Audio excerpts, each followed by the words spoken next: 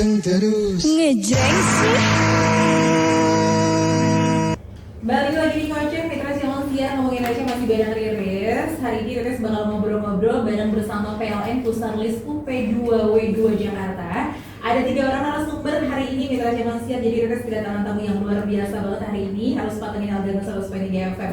Yang pertama Riris sapa dulu ada Bapak Yohanes Sony Yuliwan selaku manajer PLN Pusarlis UP2W2 Jakarta. Selamat siang Pak. Selamat siang Mbak Riri, Sehat? apa kabarnya? Sehat. Alhamdulillah. Ya, talk jam 2 jam 1.30 sudah datang, luar biasa ya. Persiapan dulu kita ya. Terus juga yang selanjutnya ada Bapak Sakti Putro Girtak Bumi selaku asisten manajer keuangan dan umum PLN Pusarlis UP2W2 Jakarta. Selamat siang Pak. Selamat siang Mbak Riri. Sehat? Alhamdulillah. Alhamdulillah. Dan satu lagi nih Mitra Siar ya, ketutup sama monitor tapi tetap kedengaran suaranya. Ada Bapak Hadiahnya selaku tim leader K3L, betul ya Pak ya? Betul Mbak Riri. Harus penasaran K3L itu apa sih Pak? Kesehatan dan keselamatan kerja Mbak Riri. Oh, kesehatan dan keselamatan kerja. Oke, K3L Mitra Siar ya. Temanya hari ini keselamatan ketenaga listrikan di masyarakat. Tapi Riris sebelum membahas tentang ketenaga listrikan, Riris penasaran banget sebenarnya Pusarlis ini apa sih? Baik, saya Pak Yohanes ya. Baik, Oke. ya. Mungkin kalau masyarakat itu kan tahunya PLN itu kan pembangkitan, kemudian ada distribusi, kemudian ada transmisi. Nah, PLN itu juga punya unit kerja lain, yaitu unit penunjang. Oke. Nah, seperti halnya Pusdiklat, memberikan diklat. Nah, Pusarlis di sini untuk pemeliharaannya. Oh, oke. Pemeliharaan ketenaga listrikan. Betul Oh, sekali. oke. Jadi Pusarlis ini singkatan dari Pusat Pemeliharaan Ketenaga Listrikan gitu ya. Iya. Terus untuk perbedaan ini Pak, perbedaan antara PLN dan juga PLN Pusarlis ini seperti apa? Apakah memang ada perbedaannya? Iya, jadi seperti yang mungkin sudah dijelaskan pada awal-awal tadi ya. Jadi kalau PLN itu kan perusahaan listrik negara itu kan cukup luas ya. Jadi ada beberapa unit bisnis. Nah, salah satunya itu adalah Pusarlis. Oh, jadi salah satunya. Ya, unit Oke. penunjang di PLN. Yang bisnisnya itu di bidang pemeliharaan peralatan ketenaga listrikan. Oke, jadi seperti itu ya.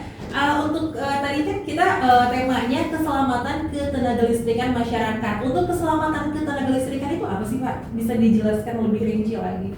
Baik, ini mungkin ringkas saja ya. Jadi Karena mungkin- tadi kalau dijelasin nggak cuma sebentar kita tuh kelarang. Iya.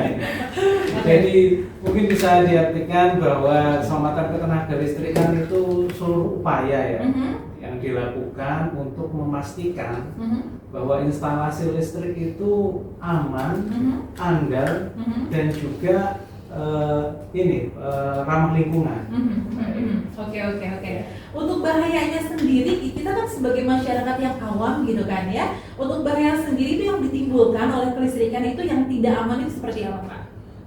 Ini sama guru yang langsung nanya. Oke. Baik, kita tentu berharap tadi instalasi itu kan aman, handal, dan juga ramah lingkungan. Aman, handal, dan ramah lingkungan. Jadi Oke. aman itu artinya itu tidak berbahaya bagi peralatan dan juga bagi penggunanya. Oke. Nah, kemudian handal itu juga tadi tidak sering rusak, tidak sering down, kemudian bisa dipakai secara kontinu. Dan kemudian ramah terhadap lingkungan, jadi ya baik untuk digunakan bagi penggunanya dan juga tidak berefek buruk nanti pada lingkungan di sekitarnya. Oke. Jadi seperti itu ya. Terus amit-amit jangan sampai nih Pak ya. Kalau misalkan terjadi, jangan sampai kita kan harus benar-benar tahu nih. Misalnya terjadi kebakaran akibat listrik, itu untuk pencegahannya ada dong, untuk pencegahan agar tidak konslet dan lain sebagainya.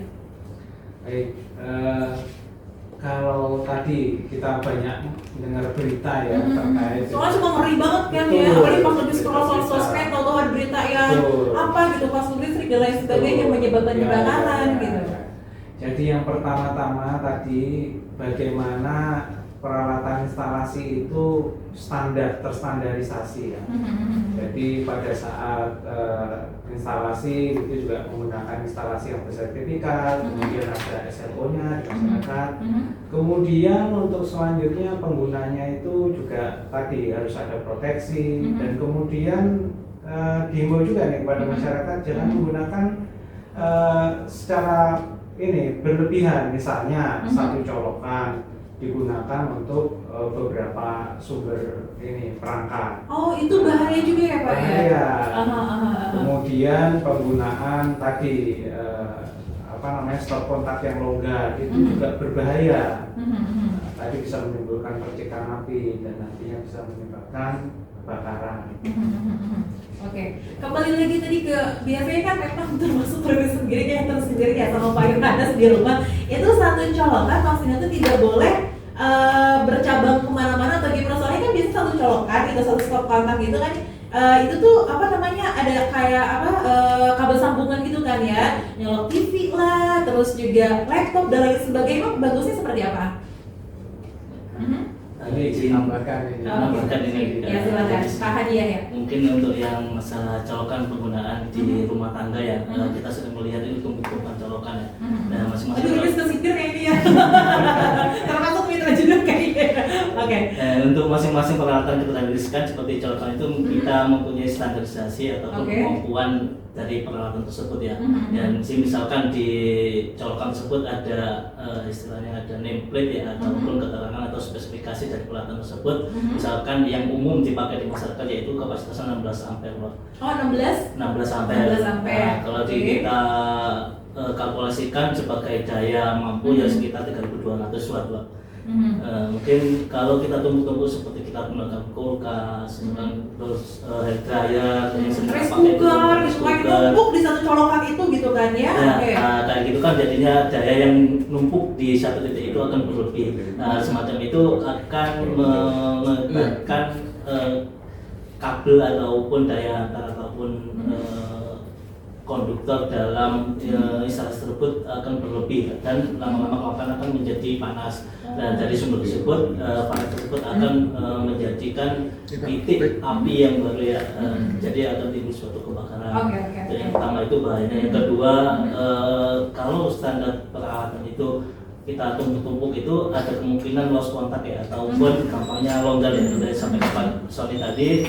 Jadi dari kedua material ataupun peralatan tersebut yang kita temukan itu mesti ada gesekan. Kalau gesekannya nggak pas ataupun nggak erat, itu bisa menimbulkan loncatan gunung api. Nah, dari situ pun juga akan menyebabkan panas, dan dari panas itu akan juga akan timbul kalau kelamaan akan timbul suatu titik api. Oke, untuk pemilihan kabelnya sendiri nih, Riz penasaran nih, masih seputar percolok-colokan itu kan ya, colok-colok listrik. Semoga ibu-ibu ya, dan para tetangga juga kayak hampir sama seperti itu. Oke, itu kabel ngaruh nggak sih? Kan biasanya kabel ada yang dijual itu per meternya yang lumayan mahal, yang tebal, ada yang tipis. Itu sarannya seperti apa? Kalau dari kabel ya, terutama kita lihat kabel tersebut tidak terstandarisasi ya, mungkin kalau ada tulisannya ataupun standar nasional Indonesia atau SNI ya. Terus yang kedua kita lihat kapasitas hantarnya, biasanya di kabel tersebut ada ukuran ya, mau 1,5, 2,5 ataupun 4 mili. Dan dari situ kita bisa mengetahui daya mampunya yang boleh dilewati oleh kabel tersebut. Jadi kalau semakin besar kabel yang kita gunakan, maka daya hantarnya pun akan lebih besar. Jadi peralatan yang kita gunakan di saluran tersebut bisa lebih banyak. Gitu, Oke, jadi memang yang disarankan ini memang sudah SNI. Biasanya SNI kan suka tebal, ada yang memang lebih murah tipis gitu kan ya. Berarti itu lumayan gampang meleleh ya yang tipis gitu ya. Kalau misalkan Pak untuk mengatasi amit-amit misalnya ada percikan gitu kan, percikan api, itu yang harus kita lakukan memang harus lapor ke PLN atau seperti apa nih? Kalau ada percikan api ya, kalau di jaringan PLN lebih baik kita laporkan ke yang berhubungan. Biasanya kan kalau ada kelas itu suka ngejepret secara langsung otomatis gitu kan ya. Nah, kalau di jaringan PLN kan bisa langsung hubungi PLN aja Bu, di call centernya 123. Kalau untuk di rumah mungkin kita lebih pasang proteksi ya, di situ ada namanya LCP. Dan di situ kita ada loncatan ke bodi ataupun ke tanah, dari situ ada proteksi yang memutus. Nah, jadi di situ ada istilahnya harus bocor. Nah, dari tersebut peralatan tersebut bisa memproteksi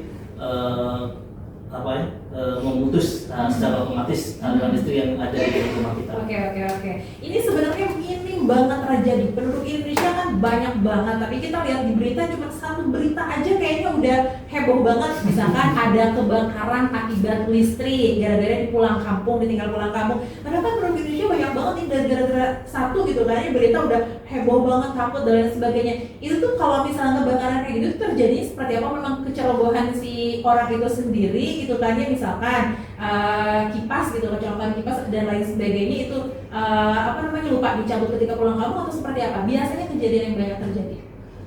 Ya kalau yang banyak terjadi mungkin kita lupa entah itu menggunakan peralatan rumah tangga seperti kayak kipas tadi yang disebutkan Kak Riris, ataupun kelistrikaan yang kita lupa. Jadi lama-kelamaan peralatan tersebut lama-lama kan juga mempunyai lifetime ya. Kalau kita lama-lama kayak kipas kita gunakan lama-lama tiap hari juga lama-lama juga akan menjadi panas. Nah, di situ akan terjadi konsleting, tersebut akan menyebabkan peralatan tersebut menjadi panas dan bisa menimbulkan kebakaran.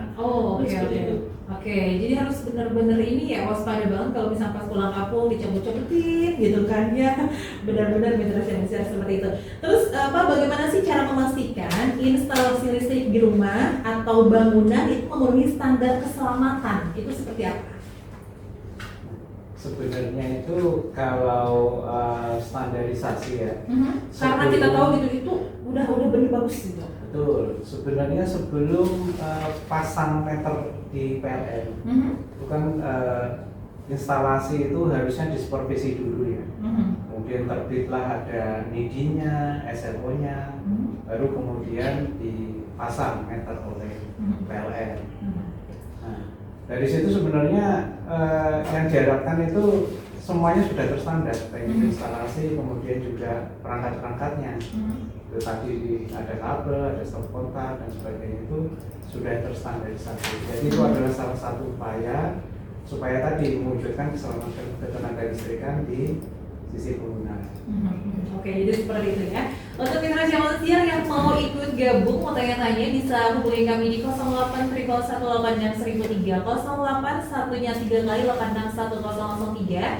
Mudah-mudahan ini bapak-bapak dari PLN Pusat List UP2W2 Jakarta bisa menjawab pertanyaan dari mitra. Jangan sampai lupa 0811186003. Panteng terus ngejreng sih. Ada Pak hadiah ya dari PLN Pusat List UP2W2 Jakarta mitra Siar ya. Thank you buat semuanya yang sudah hubungi kami di 0811186003. Tapi sebelum Riris bacain WhatsApp yang sudah ikut gabung, nanya-nanya sama bapak-bapak yang ada di sini ya. Riris tanya dulu nih, sebenarnya siapa sih Pak yang memang harus bertanggung jawab atas keselamatan kelistrikan di rumah ataupun di tempat kerja? Mungkin kalau di tempat kerja ya, jadi itu seluruhnya, jadi dari mulai manajemen atau pimpinan di tempat kerja tersebut, kemudian juga petugas K3L-nya, kemudian juga teknisi maupun seluruh pekerja yang terlibat dalam salah satu pekerjaan yang terkait dengan kelistrikan. Dan tidak terlupa juga mitra-mitra kerja, jika ada mitra-mitra kerja yang juga ikut terlibat dalam pekerjaan tersebut. Oke, jadi seperti itu ya. Terus ada nggak sih peraturan keselamatan kelistrikan yang memang harus dipatuhi? Oke, biar Riris ini nih menyimak dan juga mencatat ya yang harus dipatuhinya apa saja. Silakan. Untuk peraturan atau regulasi yang berlaku di negara kita yang mengenai kelistrikan, yang pertama ada Undang-Undang yang nomor 1 1970 tentang keselamatan kerja. Dan di sini mungkin ini legendnya ataupun undang-undang ini mbahnya dari segala undang-undang yang di tenaga listrikan. Terus yang kedua ini ada Permenaker nomor 12 tahun 2012 tentang keselamatan kerja kelistrikan. Terus untuk SNI dan PUIL merupakan persyaratan umum secara listrik sebagai acuan teknis. Nah di sini PUIL ini mengatur tentang spesifikasi teknis yang kita gunakan di peralatan listrikan di rumah tangga maupun di PLN. Oke, jadi seperti itu ya. Terus Pak, kalau misalkan kita menjaga biar kabel listrik nih, balik lagi per kabel-kabelan listrik ya. Biar kabel listrik tetap aman dan juga tidak rusak meski rumah sudah SNI nih gitu kan ya. Idealnya itu kita harus ganti gak sih per kabel-kabelan yang ada di rumah, misalkan per 10 tahun sekali lah, 20 tahun sekali. Jangan dibiarkan sampai lapuk atau gimana nih Pak? Ya, untuk rekomendasi untuk pembelian instalasi dari konsul pun dari konsultan pun listrikan itu sekitar 5 tahunan. Oh, 5 tahunan. Karena di situ kan ada material yang punya lifetime ya. Di situ mungkin kalau kita gunakan beberapa kali, listrik pun akan berkurang seperti motor kita ataupun baterai yang kita gunakan. Tidak ada lifetime yang harus kita perhatikan. Itu. Terus yang kedua, peletakan atau pemosian dari kabel. Biasanya kan kita nanam ataupun kita masang instalasi kabel di rumah kita langsung aja ya, biasanya langsung kita tanam di dalam tembok. Nah kalau disolusi dikasih pelindung seperti pipa instalasi ataupun namanya pipa besi pun bisa. Oh, pipa instalasi itu ya. Berarti kita harus ngobrol juga sama kang bangunan gitu ya. Oke, berarti pipa instalasi itu ya. Oke, jadi seperti itu mitra masih harus benar-benar jangan asal tempel aja ya. Kegiatan seperti itu. Makanya dia talk show hari ini sangat amat bermanfaat biar disimak sama mitra. Oke, ada tambahan lagi Pak atau sudah cukup? Mungkin sama diperhatikan ya peralatan yang kita gunakan. Kita perhatikan peralatan yang digunakan. Biasanya secara tidak sadar kita setiap bulan ataupun setiap harinya kita belilah peralatan-peralatan untuk roda kita untuk membantu menyelesaikan pekerjaan di rumah tangga. Sedangkan suplai ataupun peralatan yang kita gunakan untuk instalasi tetap itu aja. Jadi itu biasanya sih seperti itu. Jadi instalasi ataupun kabel yang sudah kita pasang di rumah tangga kita belum perhitungkan kegunaan ke depannya, 5 tahun ke depan atau 10 tahun ke depan kita menambah peralatan apa aja. Rata-rata seperti itu sih. Makin banyak check on mulu gitu ya.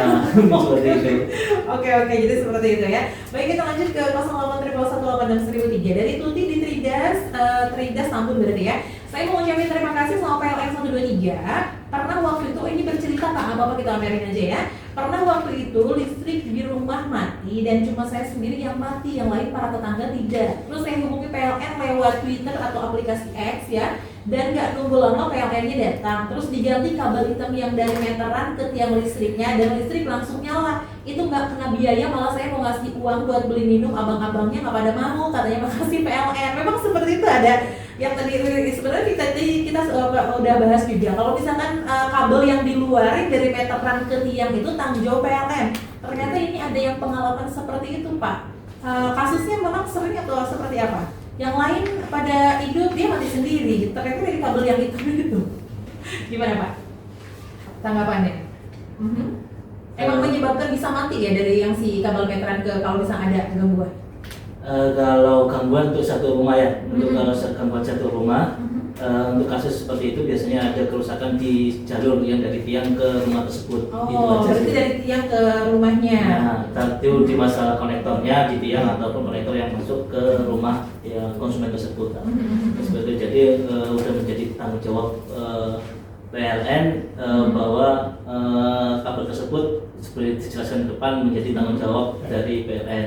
Terus untuk masalah perilaku dari teman-teman yang kerja di pelayanan itu merupakan suatu budaya kami Bu. Mungkin dari konsumen tolong dibantu ya teman-teman ataupun pelayanan kami bila ada kekurangan seperti itu kalau ada gangguan telepon 123 kita pun punya SLA ya, Service Agreement, yaitu punya perjanjian kalaupun berapa jam kita nggak tanganin kita akan kena penalti. Oh, maksudnya cepat. Barusan kan ada yang bilang ya mitra yang agaknya dari Tambun, katanya memang cepet banget ya. Pas dihubungin lewat aplikasi X udah langsung kan ada PLN 123 ya Pak ya. Oke. Berarti langsung gercep banget dan itu tanpa biaya ya Pak ya. Betul. Oke, luar biasa mitra siang ya. Oke, ini ada yang nanya juga, thank you dari Dwi di Padawu Permai. Pak, kenapa ya kalau listrik yang token 1.300 sama yang pasca bayar 1.300 kayaknya lebih cenderung pasca bayar yang nggak pernah jepret meski pakai AC sama nyalain air berbarengan. Kalau yang token kok sering jepret, emang beda ya Pak? Itu silakan. Apakah memang itu menyimpulkan sendiri atau seperti apa? Beda nggak sih Pak yang prabayar sama pasca bayar? Ini contoh yang 1.300 gitu tadi kan ya. Kalau pasca bayar kok nggak ngejepret nyalain secara bersamaan, tapi kalau misalnya yang token ngejepret itu seperti apa? Ini tidak ada perbedaan ya. Jadi untuk 1.300 maupun 2.200 itu kan sudah ada pembatasnya ya. Di MCB-nya setiap meter ada yang MCB-nya 6 ampere sampai 10 ampere. Jadi memang sudah terstandarisasi dan kemudian proteksinya juga sudah diberikan batasannya. Jadi memang batasan ampernya sampai segitu dan tidak bisa lebih lagi. Nah, mungkin kalau menjepret ya mungkin perlu dicek lagi bebannya dan kemudian lama sama baru ini kan kadang ada perbedaan ya. Nah, saya tidak tahu mungkin pada kasus yang ini mungkin MCB yang lama justru yang lemah lah, ini masih justru berbahaya. Khawatirnya nanti sampai konsulen juga nggak jepret-jepret, nah seperti itu. Jadi sangat berbahaya. Jadi memang sudah ada batasan MCB ya. Oke, mungkin bisa aja AC milik tetangga yang pasca bayar wattnya lebih kecil mungkin ya. Nah, AC kita yang token wattnya lebih besar, makanya berarti perlunya ketika kita check out sesuatu ya, beli yang tadi barang elektronik kayak itu AC, kulkas dan sebagainya, dilihat dulu wattnya ya. Kita di rumah 1.300 misalkan, si AC-nya sendiri wattnya sampai 900. Nah, apa kabar yang lainnya di total-total yang ngejepret ya, Pak ya? Terus ada juga jenisnya kan, kalau AC inverter ya jelas nggak sama dengan AC yang tanpa inverter kan, untuk tariannya ada berbeda. Oke, jadi seperti itu ya. Oke, kita kembali lagi ke WhatsApp 0831861003 dari Rafa. Mau nanya kenapa penting memisahkan jalur listrik untuk beban berat seperti AC dan juga oven dengan beban yang ringan.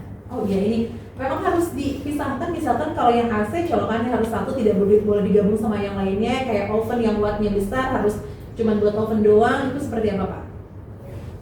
Jadi ini kalau saya juga ngalami ya, instalasi di tempat kami ya. Kebetulan di rumah saya itu kan pakai kompor listrik. Jadi untuk yang jalur menuju ke tempat kompor listrik, kemudian pemakaian oven, pemakaian ini itu memang saya pisahkan daripada jalurnya yang ke lampu, kemudian juga ke TV dan sebagainya. Harapannya tadi namanya peralatan yang berbeban berat ini tarian awalnya tuh besar gitu kan. Kalau pemakaiannya kebetulan bersamaan dengan perangkat yang lain gitu kan pas pada saat awal. Nah, dikhawatirkan kalau jadi satu itu nanti ini begitu jatuh terus kemudian yang peralatan-peralatan lain tadi kayak TV, kayak lampu itu juga ikut jatuh dan itu nanti bisa menyebabkan kerusakan kalau sering ini peralatannya trip gitu kan. Nah, jadi harapan dibuat seperti itu tuh supaya pada saat jalur yang tadi bebannya berat itu terlalu over bebannya itu mati di jalur itu, tapi yang lain-lain itu tetap bisa kita kendalikan hidup supaya tidak sering trip dan tidak membahayakan atau merusakkan pada peralatan-peralatan yang lain. Saya seperti itu. Nah, ya, mungkin bisa ditambahkan. Silakan Pak Hadi. Pak Yohanes pengalaman pribadi di rumah ya.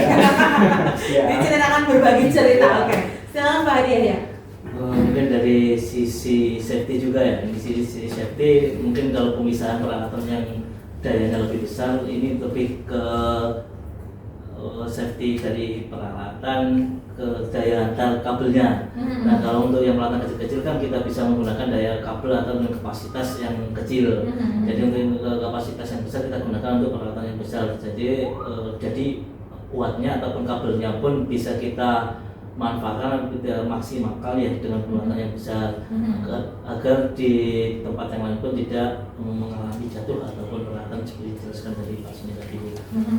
Terus mungkin kalau kita gabung jadi satu ya, misalkan jadi antara peralatan yang dengan watt kecil maupun yang watt besar.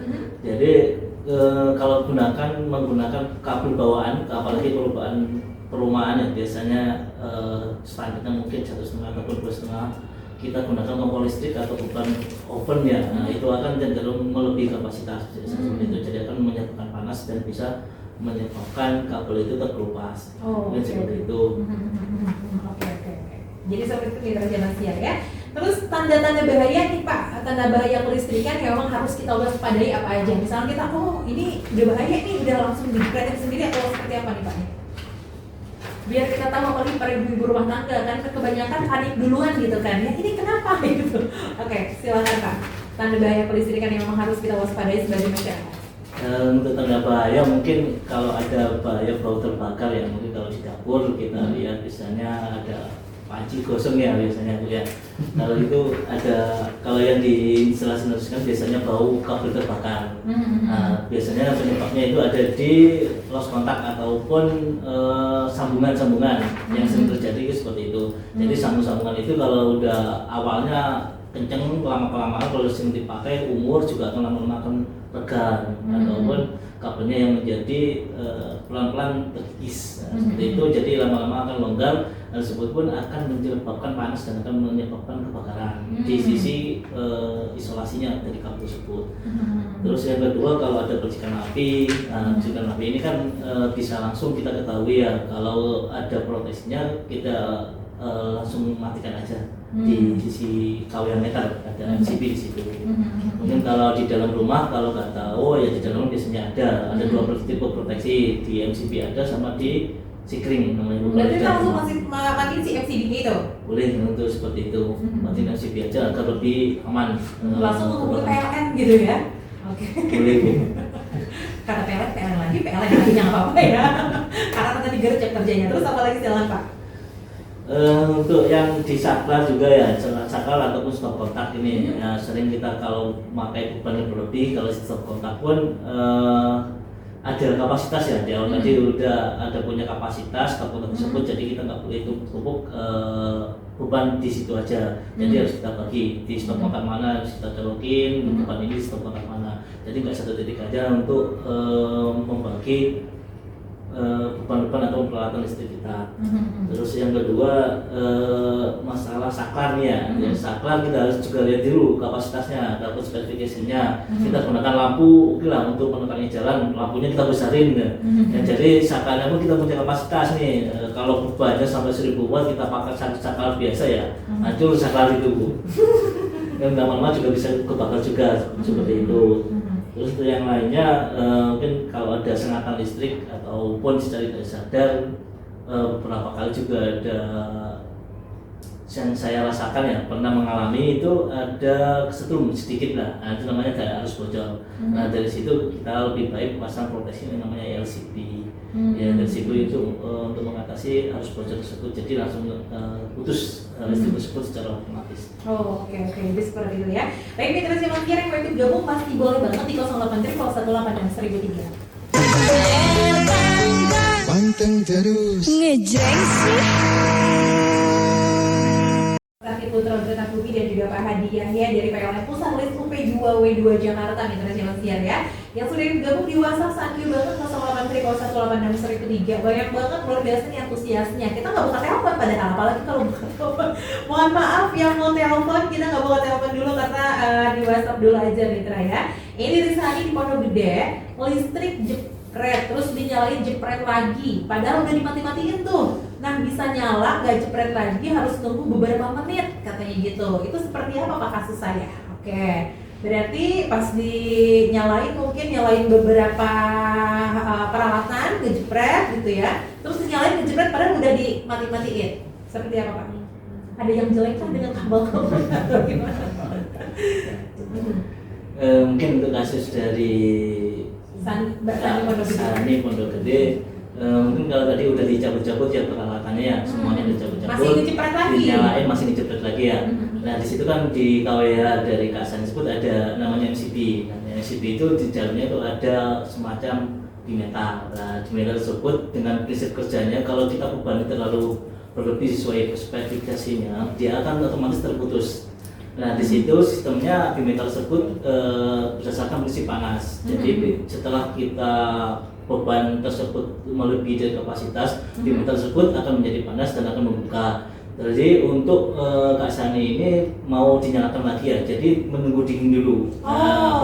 Makanya pas bilang beberapa menit setelah didiamkan gitu ya, betul. Itu bisa nyala. Nah, itu namanya lebih metal, prinsip kerjanya ya karena ada panas dia akan putus, kalau udah dingin dia akan nyambung kembali. Seperti itu. Nah ini solusi juga nih untuk mitra siaran siar yang memang bertanya-tanya gitu kan udah pada dicabutin, kok ngejepret lagi berarti itu masih panas ya, harus nunggu sampai dingin beberapa menit baru dinyalakan, seperti itu solusinya ya. Berarti tidak usah nyalain kabel lagi yang disalahin. Oke, jadi seperti itu mitra siaran siar ya. Oke, karena waktunya sangat amat terbatas, tinggal beberapa menit lagi kita pamit di jam 3 sore mitra ya. Apa sih harapan Bapak terhadap peningkatan sistem keselamatan ketenagalistrikan di masa depan? Silakan. Ya, mungkin kalau di sisi internal ya, dengan peraturan, standarisasi, nah harapannya adalah konsistensi, jadi disiplin di tingkat PLN itu baik dari mulai pekerja PLN dan juga mitra kerja PLN tetap bisa selalu konsisten, disiplin dalam melaksanakan setiap yang ada dipersyaratkan oleh peraturan dan juga standar. Nah, kemudian juga kami butuh dukungan dari masyarakat. Jadi masyarakat selaku pengguna dengan adanya momen seperti ini ya, kita bisa saling bertegur sapa, kemudian bertanya apapun kepada PLN. Diharapkan masyarakat juga memiliki penjelasan yang cukup mumpuni untuk nanti masalah-masalah kelistrikan, pemilihan peralatan, penggunaan beberapa peralatan, nah itu masyarakat jadi sudah terinfo dengan baik. Harapannya nanti tadi yang kalau di pertama kali kita dengan cerita tentang kebakaran dan kemudian masalah bahaya listrik itu tidak sampai terjadi meluas di masyarakat. Mungkin seperti itu. Satu yang kebakaran gara-gara listrik gitu kan ya, di beritanya kan suka menarik tuh ya. Itu benar-benar heboh padahal di Indonesia penduduk banyak banget ya. Oke, kasusnya cuma 1 atau 2 gitu. Oke.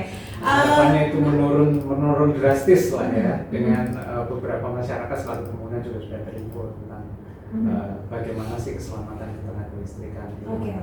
Oke. Pak Hadi Yahya, apakah ada tambahan lagi pesan-pesan untuk mitra Elgangga dan juga masyarakat? Mungkin untuk pesan-pesan ke masyarakat ya, untuk sistem tenaga listrikan di masa depan ya, sampai lebih ke rasa tanggung jawab ya, saling memiliki ataupun bahwa keselamatan diawali dari diri kita sendiri ya. Jadi kalau kita udah sadar, kita bertanggung jawab atas keselamatan, mungkin akan berimbas ke lingkungan. Jadi harapannya kita sebagai role model, sebagai awal ataupun contoh untuk menjaga keselamatan keterlistrikan. Mungkin seperti itu Pak. Oke, baik. Terima kasih Pak Hadi juga. Pak Sakti, ada yang disampaikan lagi untuk mitra Elgangga atau masyarakat yang lagi dengerin Elgangga 100.3 Pak? Ya mungkin kalau masyarakat lebih aware ya untuk ilmu-ilmu tentang ketenaga kelistrikan, jadi keselamatan dan akan bisa terjaga untuk ke depan. Oke, jadi seperti itu ya. Dan memang sangat amat penting sekali ngobrol-ngobrol kita di radio karena banyak banget yang mendengarkan, gak cuma di Bekasi doang. Berarti di lain kesempatan kita harus bertemu lagi dan ngobrol-ngobrol lagi di Pati. Oke, baik, terima kasih untuk Pak Yohanes Solianullah selaku manajer PLN Pustarlis untuk kedatangannya hari ini. Pak Sakti juga terima kasih. Pak Hadi Yahya terima kasih untuk kedatangannya hari ini. Mudah-mudahan di lain kesempatan kita bisa bertemu lagi.